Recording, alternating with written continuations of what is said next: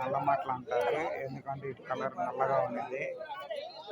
చూడడానికి కొంచెం పాచి కలర్లో కూడా ఉంటాయి. రెగ్యులర్గా మన చీరాల బీచ్లో దొరికే చేపల్లో ఇవి కూడా ఒక రకం.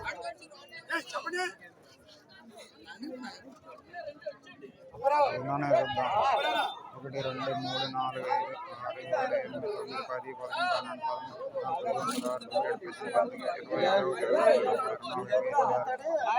26 చేపలు ఉన్నాయి నల్ల మాటలో. వేరే రకం ఎంత పోతుందో